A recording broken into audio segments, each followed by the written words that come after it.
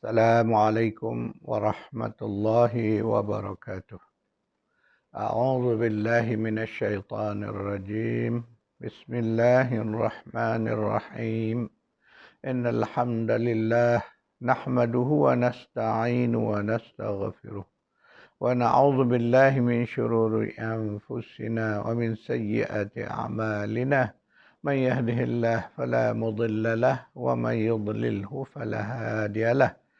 أشهد أن لا إله إلا الله وحده لا شريك له وأشهد أن محمدا عبده ورسوله اللهم صل على محمد وعلى آل محمد اللهم انفعنا بما علمتنا وعلمنا ما ينفعنا وزدنا علما سبحانك لا علم لنا إلا ما علمتنا إنك أنت العليم الحكيم اللهم آمين. Alhamdulillah, syukrunillah. Pagi ini insyaAllah kita akan bersama-sama mentadabur ayat terakhir dari surah Al-Fatihah. Ayat 7. Tuan-tuan, perempuan yang memiliki buku, bolehlah membuka halaman 218 atau 228 bagi buku baru. Kita masih lagi mentadabur ayat 7 dari surah Al-Fatihah. A'udzu billahi minasy syaithanir rajim. Shiratal ladzina an'amta 'alaihim ghairil maghdubi 'alaihim waladdallin. Jalan orang-orang yang telah Engkau beri nikmat kepada mereka, bukan orang-orang yang kau murkai ke atas mereka, dan tidak orang-orang yang sesat. Tuan-tuan perempuan, semalam saya telah pun mengupas tentang golongan salihin, iaitulah golongan terakhir dari 4 golongan yang Allah sebut sebagai golongan yang mendapat nikmat daripada Allah. Para Nabi, Siddiqin, Syuhada dan Salihin. Jadi semalam kita mengupas tentang siapa golongan Salihin. Dan hari ini, pagi ini insyaAllah kita sambung sedikit lagi tentang kelompok Salihin. Sebelumnya saya telah membaca beberapa ayat yang menjelaskan bahawa para Nabi itu Allah sebut bahawa mereka adalah dari kalangan orang-orang yang salih ataupun Salihin. Tuan-tuan perempuan, mari kita bersama membaca ayat surah At-Tahrim, surah 66, ayat 10. A'udzu billahi minasy syaithanir rajim. ضرب الله مثلا للذين كفروا امرأة نوح وامرأة لوط كانتا تحت عبدين من عبادنا صالحين فخانتاهما فلم يغنيا عنهما من الله شيئا وقيل ادخلا النار مع الداخلين. Allah membuat perumpamaan orang-orang bagi orang-orang kafir. Itulah Allah mengambil istri-istri Nabi Nuh dan Nabi Lut sebagai contoh orang-orang yang kafir. Kanata, dan mereka berdua tahta abdain, berada di bawah kawalan dari hamba-hamba kami yang saleh. Fakhanatahuma, lalu mereka berdua mengkhianatinya. Falam yughniya anhuma minallahi syai'a, maka tidak ada sesuatu pun yang dapat menyelamatkan mereka nanti dari siksaan Allah. Wa qila dukhulan nara ma'ad dakhilin, nanti mereka akan dikatakan, masuklah kamu ke dalam neraka bersama orang-orang yang memasukinya. Ayat ini adalah untuk kita melihat dalil bahawa Allah menyebut lagi tentang para Nabi. bahawa mereka itu adalah dari kalangan orang saleh. Dalam ayat 10 surah 66 ini Allah menyebut dua nama rasul, iaitulah Nabi Nuh dan juga Nabi Lut. Allah kata bahawa mereka itu abdaini, dua orang hamba, min ibadina, dari kalangan hamba-hamba kami. Salihain, mereka itu dua orang yang saleh. Salihaini. Kita belajar bahasa Arab. Kalau seorang saleh, namanya salih. Kalau dua orang, salihaini. Dan kalau ramai, salihina. Ya, saya buat sedikit catatan untuk pembelajaran bahasa kita.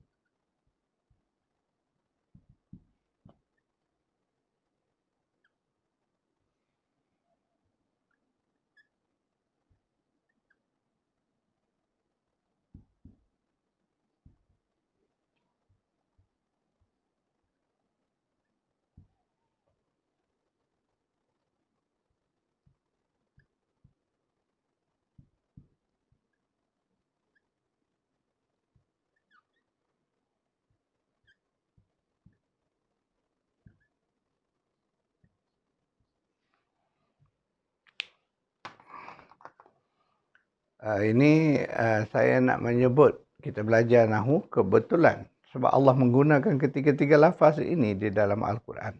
Ketika menunjukkan seorang yang saleh disebut salih atau salihun. Ya? Seorang yang saleh.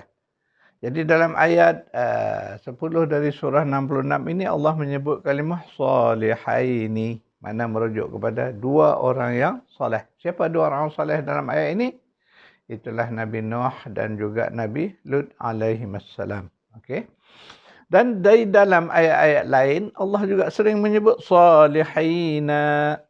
Ini banyak disebutnya salihina, mana orang-orang yang saleh. Dalam bahasa tata bahasa Arab bila disebut ramai itu dia melebihi daripada dua. Kalau dua dia ada kalimah. Sebab di dalam Nahu bahasa lain termasuk bahasa kita, bahasa Malaysia, hanya ada satu, ramai.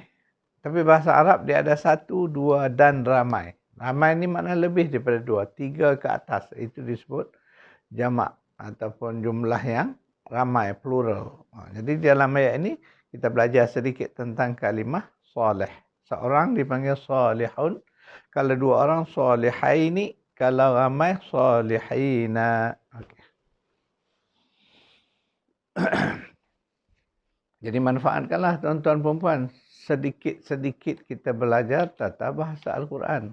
Lama-lama kalau tuan-tuan perempuan fokus, insya-Allah tuan-tuan perempuan juga akan dapat menguasai bahasa Al-Quran. Ingat tuan-tuan perempuan, tanamkan perasaan bahawa belajar bahasa Al-Quran mudah. Minatlah. Tanamkan minat. Insya-Allah Allah akan permudahkan lagi. Itu pengalaman saya lah. Jadi belajar bahasa Arab walaupun kita melihat dan memang benar bahasa Arab ni satu bahasa yang sangat lengkap sempurna. Banyak dia punya perbendaharaan kata dia dan banyak dia punya pecahan dia. Tetapi insya-Allah ketika kita ada keazaman untuk bersungguh-sungguh nak menguasai bahasa itu, Allah akan permudahkan. Yakinlah bahawa Allah akan permudahkan.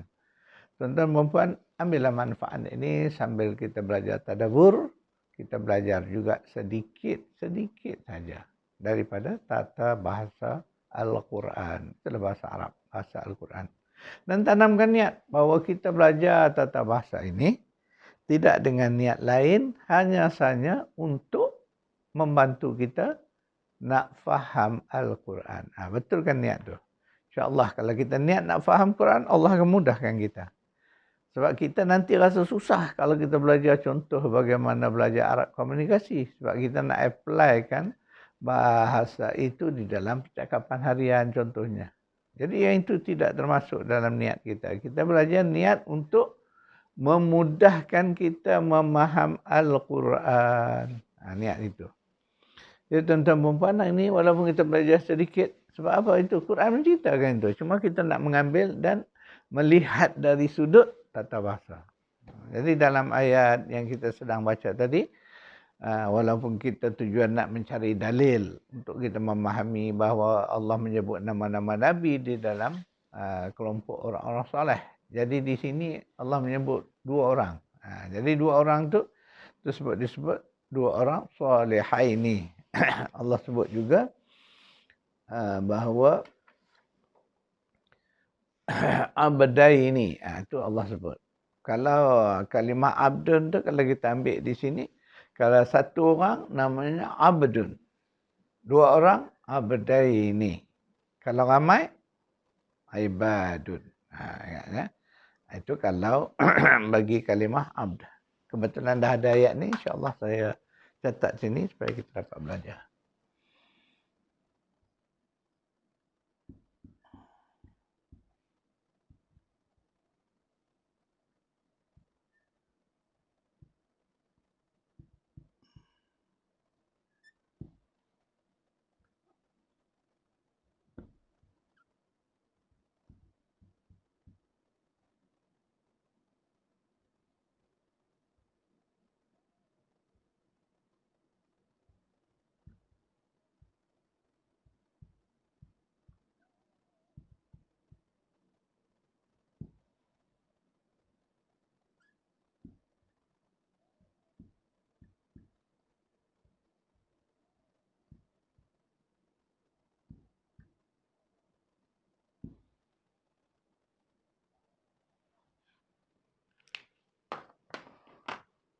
Jadi kebetulan dalam ayat ni Allah sebut abdaini, maka saya ambilkan contoh abdun tadi untuk kita mengenal penjumlahan. Maknanya kalau satu orang hamba, abdun, seorang hamba. Kalau ramai, abdaini. Dua orang, maaf. Kalau dua orang, abdaini. Kalau ramai, ibadun. Hamba-hamba. Ini banyak disebut dalam ayat Al-Quran. Wallahu basyirun bil ibad. Ibadur Rahman contoh. Jadi kalimah-kalimah itu dari situlah kita dapat belajar bahasa. Ambil. Walaupun hari ini kita dapat belajar dua kalimah dengan pecahan satu, dua dan ramai tadi. Lama-lama insya-Allah tuan-tuan dan puan akan faham. Ini kalimah yang selalu kita dengar juga. Abdun, abdaini jarang-jarang lah, tak banyak disebut. Tapi ibadun banyak dalam Al-Quran tuan-tuan dan puan. Ya, jadi sebab tu ambil ini sebagai sedikit pembelajaran tata bahasa kita. InsyaAllah dia akan membantu tuan-tuan perempuan untuk lebih mudah faham Al-Quran. Okey, tuan-tuan perempuan ya. Ingat, di dalam ayat ini Allah nak ceritakan sebagai perumpamaan. Sebab tu dia kata, Daraballahu mathalan. Allah mengambilkan situasi yang berlaku kepada dua orang Rasul yang soleh ini, iaitu Nabi Nuh dan Nabi Lut. Allah bagi perumpamaan tentang isteri mereka yang kafir. Dua orang isteri kepada Nabi Nuh dan Nabi Lut ini mereka ingkar, tak mau beriman, tak mau ikut kepada suami mereka. Sedangkan mereka berada di bawah pengawasan kanata.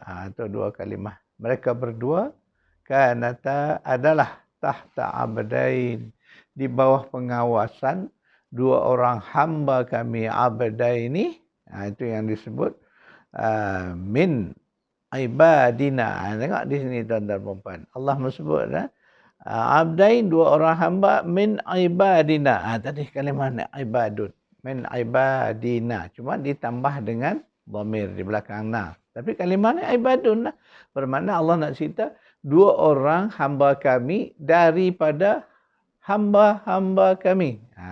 Jadi kita ada jumpa dua kalimah di situ. Satu kalimah duaan, ibadaini, kemudian ibadina. Ini sebenarnya Allah nak suruh kita belajar tata bahasa tu. Kalimahnya sama tapi dia bentuk berbeza. Abada ini dua orang hamba. Siapa dua orang tu? Nabi Nuh dan Nabi Lut. Min ibadina, dari kalangan hamba-hamba kami. Itu di kalimah dia. Min ibadina. Cuma dia ada tambahan dipanggil dhamir di belakang. Na tu. Makna merujuk kepada nahnu. Hamba-hamba siapa? Hamba-hamba kami. Allah kata. Salihaini, dua orang yang salih. Fakhanatahuma, maka keduanya. Kedua siapa tadi? Merujuk kepada isteri-isteri mereka. Iaitulah isteri Nabi Nuh, isteri Nabi Lut. Kedua mereka, fakhanata, mengkhianatilah suami-suami mereka. Jadi bahasa ni tak banyak sangatlah Allah menceritakan dalam bentuk duaan. Jadi dalam ayat ni sangat cantik. Boleh kita belajar mengenali tata bahasa.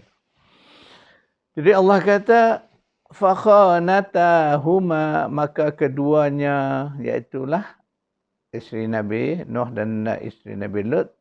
Huma, huma itu merujuk kepada Nabi Nuh dan Nabi Lut. Dia guna kata duaan huma. Ingat balik dulu kalau kita belajar dhamir huwa huma. Huwa untuk satu orang lelaki, orang ketiga lelaki, iaitu dia lelaki, huwa. Kalau dua orang, huma. Tengok Allah gunakan ni. Fakhanatahuma. Maka mereka berdua, merujuk kepada dua apa? Isteri-isteri. Kemudian huma tu merujuk kepada suami mereka. Nabi-Nabi Nuh dan Nabi Lut tadi. Huma. Kalau ramai apa dipanggil? Hum. Ingat tuan-tuan perempuan ya. Tak susah sebenarnya kalau kita dah biasakan. Karena kalimah tu terlalu banyak diguna. Hum. Hum, him. Itu merujuk kepada jumlah yang ramai. Orang ketiga yang ramai. Jadi dalam ayat ni dua orang sebut ya. Huma. Falam yughniya anhuma minallahi syai'. Ingat baik ya. Kisah. Ini kita bawa kepada makna penceritaan ini. Dua orang isteri Nabi tadi, Allah ambilkan sebagai perbandingan. Menunjukkan bahawa orang-orang kafir itu, walaupun mereka ni berada di bawah pengawasan. Bayangkanlah suami mereka Nabi, Rasul dan orang soleh. Tetapi kedua isterinya tak soleh, tak solehah. Mereka sebaliknya menjadi orang yang ingkar. Jadi Allah sebut besok, mereka itu tak ada siapa pun dapat menyelamatkan mereka daripada siksaan Allah. Walaupun mereka ni isteri Nabi, isteri Rasul, isteri orang soleh. Tapi kalau mereka sendiri tidak beriman, tidak solehah, maka akhirnya Allah kata, wa qila dakhulan nar, maka masuklah kamu berdua. Itu sebab kalimah tu dia panggil wa qila dakhula udkhula, masuklah kamu berdua, lam alif masuk ke mana? An-nar, masuk ke dalam neraka Jahannam. Ma'adakhilin, bersama orang-orang yang memasukinya. Itu jelas. Mana Allah tak kira kalau engkau isteri Nabi ke, isteri Rasul ke, isteri orang soleh ke, tapi kalau kamu sendiri kufur, tak ada jaminan kamu akan selamat. Kenapa Allah ambilkan dua contoh ni? Allah nak mengingatkan kita. Sebab tu kita ni, jangan kita kata, oh aku ni isteri ustaz, aku ini isteri orang alim, aku isteri imam. Belum tentu jaminan kita boleh masuk ke syurga. Kerana, inilah contoh. Allah bawa ni sebab tu Allah kata, masalan. Allah bagi perumpamaan pada orang kafir tu. Boleh jadi orang kafir itu berada di bawah pengawasan suami-suami mereka yang hebat. Tapi isteri tak jadi orang yang baik. Kan ada di kalangan kita pun. Jadi inilah iktibar. Masalah yang Allah bawa tu untuk kita berfikir. Jadi janganlah kita menyangka bahawa oh mentang-mentanglah dia tu isteri kepada si anu, tentu dia akan jadi baik. Belum tentu tuan-tuan perempuan. Sebab hidayah petunjuk tu Allah nak bagi. Dan dalam contoh lain Allah cerita pula ada seorang isteri kepada seorang raja yang sangat zalim, sangat angkuh sombong. Firaun. Isteri dia seorang solehah, mukminah yang solehah. Ingat kisah Asia. Suaminya Fir'aun, tapi isterinya orang yang beriman. Masya Allah, itulah kehendak Allah. Allah nak jadikan apa? Iktibar pada kita, tuan-tuan, puan-puan. Jadi dalam hidup kita pun kita lihat, ada orang yang isterinya bagus, solehah. Semayang tak tinggal beramal kuat. Tapi suaminya, ya Allah, Masya Allah. Kan itu. Sebab itulah disebut sebagai perbandingan. Sebab memang ada. Jadi itu sebagai satu teladan kepada kita. Tetapi janganlah kita ikut contoh mereka ini. Para isteri tak mungkinlah dan tidaklah sepatutnya mereka mengambil dua isteri Nabi yang mengkhianat ini sebagai model. Tak mungkinlah. Kerana mereka ini orang-orang yang Allah dah janji bahawa mereka akan masuk ke dalam neraka bersama orang-orang yang memasukinya. Udkhulan nar ma'ad dakhilin, kata Allah. Okey. Sekarang mari kita lihat lagi satu ayat lain yang juga menceritakan tentang kisah rasul-rasul yang Allah sebut bahawa mereka orang soleh. Mari kita baca surah Ali Imran ayat 39. A'udzu billahi minasyaitonir rajim. فنادته الملائكة وهو قائم يصلي في المحراب أن الله يبشرك بيحيى مصدقا بكلمة من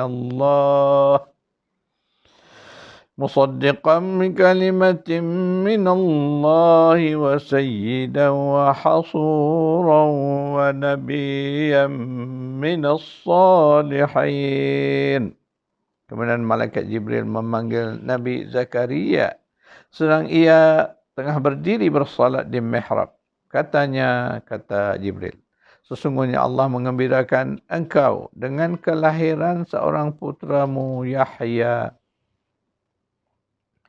yang membenarkan kalimah yang datang daripada Allah, menjadi ikutan, menahan diri dari pengaruh hawa nafs. Kemudian juga seorang Nabi dan keturunan orang-orang soleh.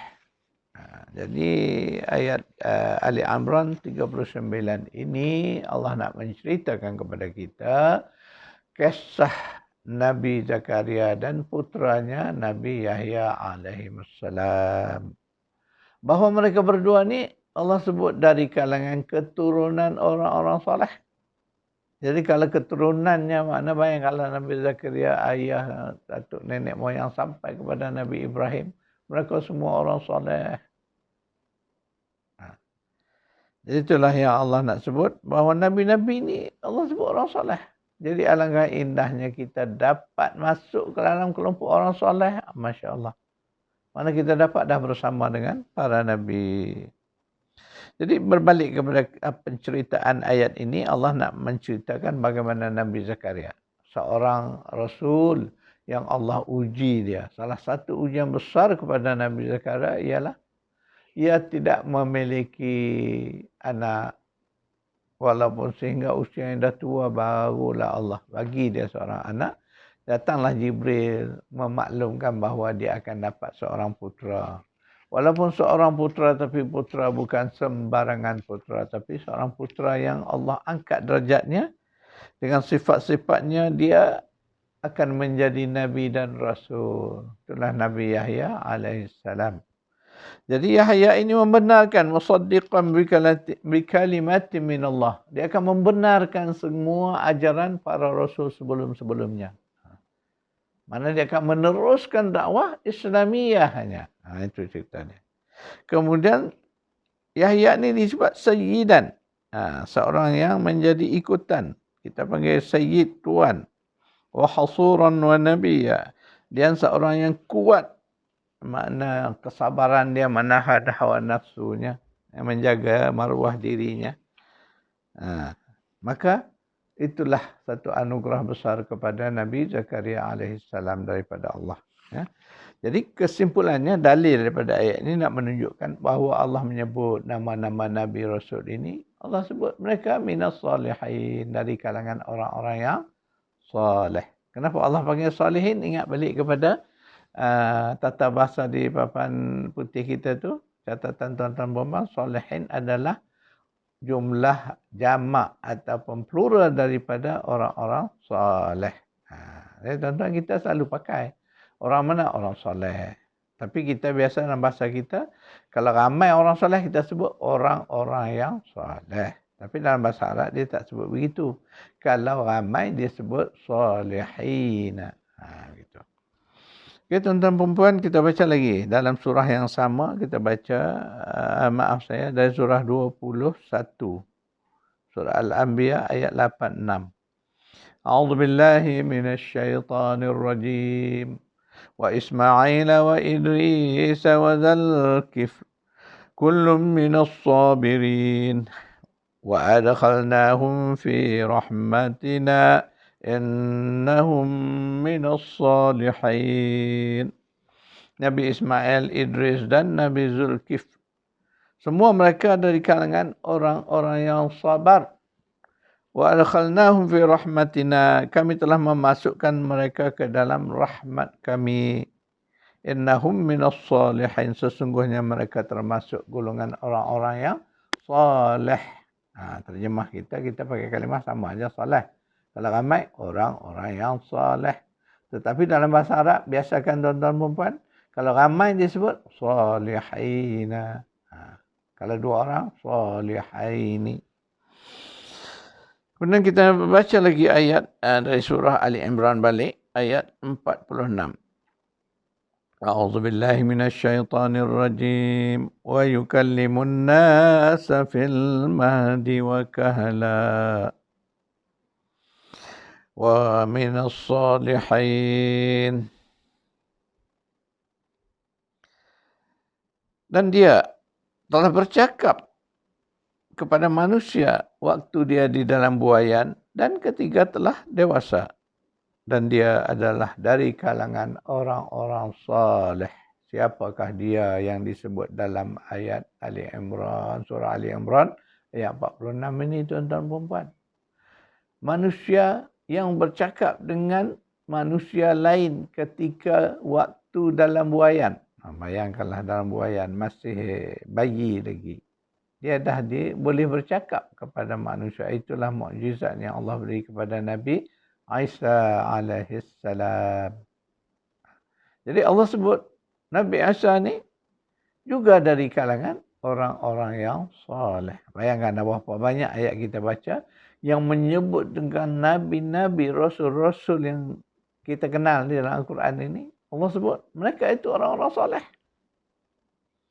Kemudian kita baca lagi. Kita lihat pula surah 6. Surah Al-An'am ayat 85. A'udzubillahi minasyaitonir rajim. Wa Zakaria wa Yahya wa Isa wa Ilyas kullum minas salihin.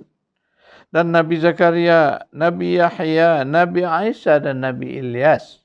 Semua mereka ini, tiap-tiap orang dari mereka ini adalah dari kalangan orang-orang yang saleh atau salihin.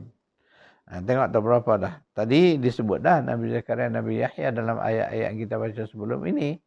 Tapi dalam ayat ni Allah sebut lagi dan sebut ulang balik. Termasuk nama Nabi Isa diulang lagi. Dan Allah tambah satu nama, Nabi Ilyas. Allah sebut mereka semua orang saleh. Sementara itu golongan Nasrani dari kalangan rahib dan pendeta mereka yang beriman juga memohon menjadi golongan salihin. Mari kita baca surah 5 ayat 83 84. A'udzu billahi minasyaitonir rajim. Wa idza sami'u ma unzila ila ar-rasul tara a'yunahum tafidhu minad dam'i mimma 'arafu minal haqq. يقولون ربنا آمنا فاكتبنا مع الشاهدين وما لنا لا نؤمن بالله وما جاءنا من الحق ونطمع أن يدخلنا ربنا مع القوم الصالحين. Dan apabila mereka mendengar apa yang diturunkan pada Rasul Muhammad sallallahu alaihi wasallam, kamu melihat mata mereka bercucuran air mata disebabkan kebenaran Al-Quran yang telah mereka ketahui dari kitab-kitab mereka sendiri. Seraya mereka berkata, "Ya Tuhan kami, kami telah beriman, maka catatlah kami bersama orang-orang yang menjadi saksi atas kebenaran Al-Quran dan kebenaran Nabi Muhammad sallallahu alaihi wasallam.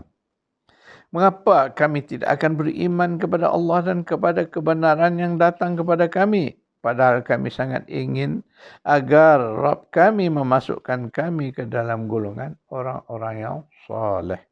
Jadi ayat ini menceritakan tentang golongan pengikut-pengikut Nabi Isa alaihissalam dan mereka yang beriman kepada kitab dengan benar. Jadi golongan ini mereka percaya sebab Nabi Isa pernah menyebut akan datang setelah aku seorang Rasul namanya Ahmad, setelah Nabi Muhammad.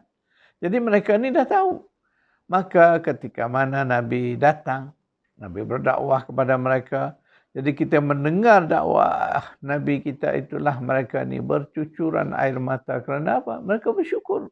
Kerana mereka dapat bertemu dengan Nabi yang dijanjikan di dalam kitab Injil. Ingat tuan-tuan perempuan, Nabi Isa pernah menyebut kepada kaumnya bahawa aku ini datang untuk membenarkan kitab-kitab sebelumnya, iaitu Taurat dan sebagainya. Taurat, Zabur. Dan juga aku nak memberitahu bahawa akan datang sesudah aku seorang Nabi namanya Ahmad, setelah Nabi Muhammad.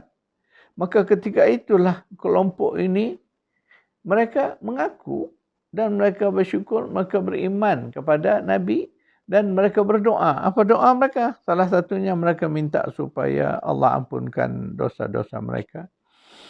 Dan Allah catatkan mereka, pengakuan mereka sebagai bukti syahidin, makna dipersaksikan bahawa mana mungkin mereka tak mau beriman kepada Allah dan kepada Nabi Muhammad SAW. Sedangkan ialah kebenaran yang ditunggu-tunggu oleh mereka. Maka salah satunya mereka berdoa, masukkanlah kami ini ya Allah ke dalam golongan orang-orang yang soleh. Ingat. Jadi soleh ini konsep yang dulu sejak daripada Nabi-Nabi Ibrahim, Nabi mana yang disebut Al-Quran itu, kalimah soleh itu dah ada tuan-tuan. Jadi bukan kita umat akhir zaman yang kenal kalimah soleh. Mereka dahulu mendahului kita dalam bab soleh. Ya. Mari kita baca lagi satu ayat surah Al-Ankabut, surah 29 ayat 9. A'udzubillahi minasyaitonir rajim. والذين آمنوا وعملوا الصالحات لندخلنهم في الصالحين. Dan orang-orang yang beriman dan beramal soleh, benar-benar pasti kami akan memasukkan mereka ke dalam kelompok orang-orang yang soleh. Ini satu statement tentang kita lah, orang yang beriman secara umum. Maksudnya semua orang beriman dan beramal soleh. Kan ingat balik tuan-tuan, ayat ni menarik kerana apa? Allah menyebut bahawa orang-orang yang beriman dan beramal soleh itu kan dulu disebut, selalu saya mengulanginya, syarat nak masuk ke dalam jannah Allah, nak mendapatkan jalan Allah, mestilah beriman dan beramal soleh. Jadi dalam ayat ini Allah sebut, maka orang-orang yang beriman dan beramal soleh, benar-benar kami akan masukkan mereka dalam golongan siapa? Golongan solehin. Golongan orang-orang soleh. Salihin. Maknanya kita akan bersamalah dengan para nabi sebab mereka juga golongan yang soleh. Hebat tak? Jadi sebab itu ayat ni saling kuat menguatkan. Dalam ayat lain Allah menyebut bahawa orang-orang yang beriman dan beramal soleh, Allah akan masukkan mereka ke dalam Jannatun Na'im. Ke dalam syurganya. Ke dalam kebun-kebun syurga yang mengalir di bawahnya air-air sungai. Dan dalam ayat ini Allah menyebut bahawa Allah akan masuk mereka ke dalam golongan yang golongan orang-orang yang soleh. Maka samalah. Sebab orang soleh lah yang akan menjadi penghuni jannah. Jadi kita yang beriman dan beramal soleh, kita juga yang termasuk golongan yang disebut solehin tadi. Maka layaklah kita duduk bersama orang-orang yang berada di jannah. Dari kalangan para nabi, siddiqin, syuhada dan solehin. Ma'alladzina an'amallahu alaihim minan nabiyyin was-siddiqin wasyuhada'i was-salihin. Surah 4 ayat 69. Jadi tuan-tuan perempuan, sekadar itu dulu kuliah kita pagi ini. InsyaAllah saya akan buat catatan ayat-ayat nota.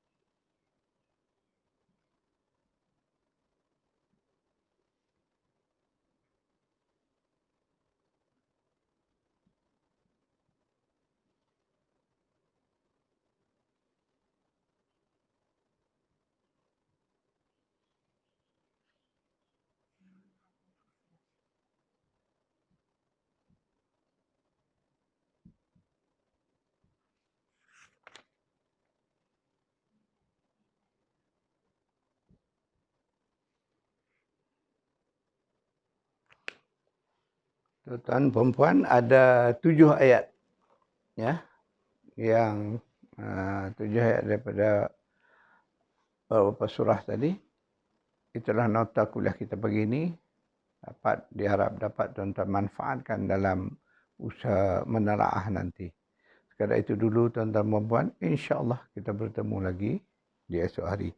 A'udzubillahi minasyaitonirrajim. Bismillahirrahmanirrahim. Alhamdulillahirabbil alamin. Wassalatu wassalamu ala asyrafil anbiya'i wal mursalin wa ala alihi wa sahbihi ajma'in.